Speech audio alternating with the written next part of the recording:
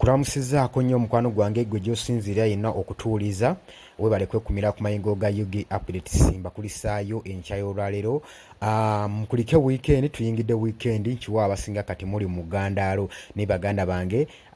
mbakulisaayo nnyo eyo gye mwabadde olunaku olw'eggulo baganda bange abali ebeekumira ku UG Update TV. Baganda bange abagenzi okusabako nammwe kano mujja kasangako fumanyi ffe tulina weekend twewaayo okubaweereza buli kadde weekend buli ssaawa. Baganda bange bali emitala w'amayanja Jordan, Qatar, Oman, Saudi Arabia, USA, UK, South Africa, Dubai. Mwena nyongera maaso n'okubabuuzaako nti mukola kyamaanyi okwekumira ku mayengo gano aga UG Update TV. Baganda bange mwensonga lwaki tubeera ku mayengo gano, lwaki tubeerako, kubanga singa muba temutulabye temutuwuliriza tubadde tusobola kubanga tubeerako, naye gwe mukwano gwange okoledde ddala kyamaanyi nnyo okwekumira ku mayengo ga UG Update TV. Enkutegeeza muganda wange genda maaso n'okubanga osubscribinga, genda maaso osubscribinga, teweerabira kintu kya kusubscribinga, kusharinga, kukomentinga gwe mukwano gwange ali eyo eyekumira ku UG Updates TV. Gwe omulwadde nsabye Mukama Katonda akusuuse, nawe afiiriddwako we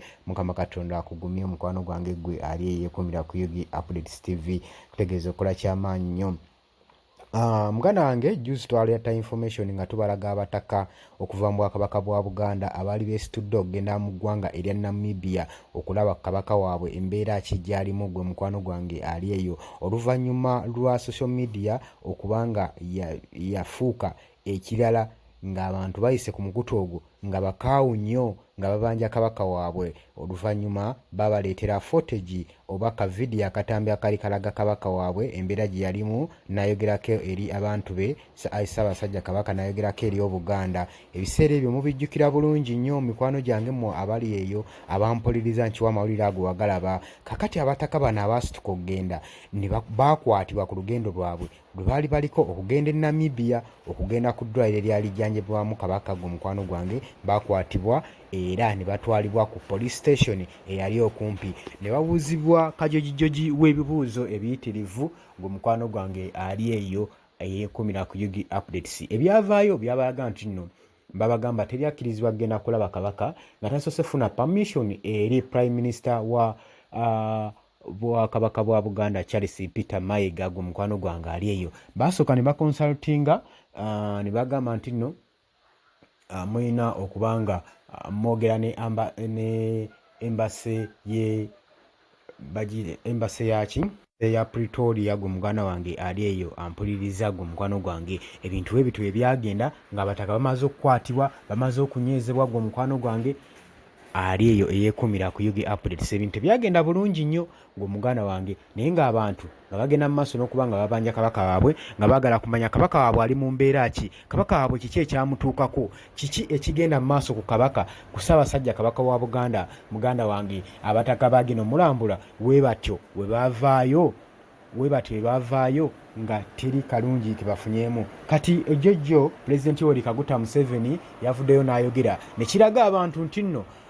manye ebitambulira ku social media ti Pulezidenti Yoweri Kaguta Museveni yali emabega w'okukwatibwa abataka bano abaali bagenze okulaba kabaka wa Buganda. Ne neebuuza kakati obwakabaka bwa Buganda bufugibwa na mukulembeze wa ggwanga oba kati Pulezidenti ayinza atya okugaana abataka okugenda okulaba kabaka waabwe, gwe mukwano gwange ali eyo ampuliriza. Muganda wange era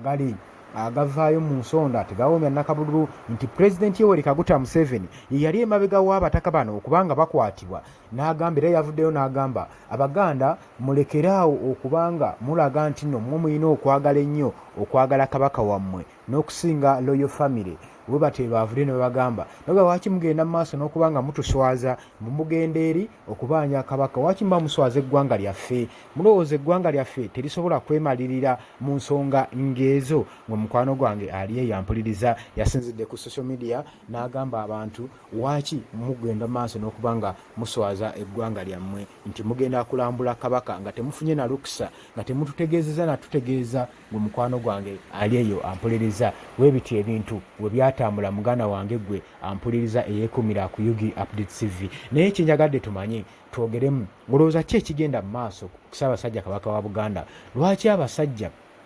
bamuhaidinze nnyo? Kubanga we baatuukayo babagamba nti nno teryakkirizibwa kulaba kabaka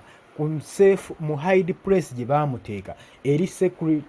ekifo ekiri secretorio kiri security takkirizibwa muntu yenna alina kuva mu ggwanga ddala kugenda kuba ng'amulambula ng'ate tafunye na lukisa eri prime minister wa Buganda eri Charles Peter Mayiga gwe mukwano gwange ali eyo ampuliriza n'agamba nti nno era mulekeraawo okubanga mugenda maaso n'okubanga mubanja kabaka mugenda omulambula mu bintu byotuswazaswaza ebigambo byavudde wa mukulembeze w'eggwanga Yoweri Kaguta Museveni gwe mukwano gwange ali eyo ampuliriza naye nze mukulaba kwange nze ndaba ekintu kino kinaaba kyangu nnyo okufuna obufunyi akadde abataka bano ne bagenda ne balabako kabaka waabwe Obuganda ne babulagako kabaka waabwe si kyekintu ekyandibadde ekizibu ennyo okuggyako nga balina kye batugamba nti nno kabaka ayina ekikyamu ekyamutuukako kye bataagala kumanyisa ggwanga oba kye bataagala kumanyisa bwakabaka bwa Buganda naye ensonga eyo eyinza okubeerawo muganda wange ezo nno ndowooza z'abantu si ndowooza zange era abantu abamu beemugumya bagamba bwe baba bakakasa kabaka ali eyo Namibia ajjanjabwa bakkirize kabaka agenda alambulwe tumanye ekyamazima kuba okusinga okubeera eno nga tumanyi kabaka waffe ayinza okuba yattibwa nga tetumanyi gwe mukwano gwange ali eyeekumira ku UG Update TV muganda wange ebirowoozo by'abantu bijja bitambulira ku mikutu migattabantu nga bagenda beewuunaganya nga kiba kitegeera ekituufu kubanga buli wooleka omuntu ng'ali hangiri nga tomuwadde ansa tomuleka nakyakuzzaako omuleka in corridors of confusion nga yeebuuza kiki ekituufu ki ekigenda mu maaso omanyi n'oba omuntu abadde akubanja n'oluzinga communication ku muntu oyo okumala ebbanga eddene atandika okweralika naga agundi ono alalika okuba yanziba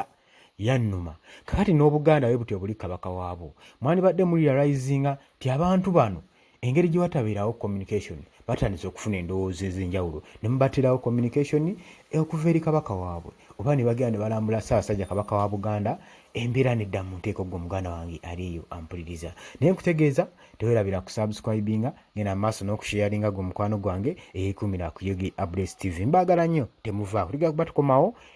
nga nammwe munyumirwa eggandaalo lya weekend mmwe mukwano gyange abali eyo abampuliriza mwebale nnyo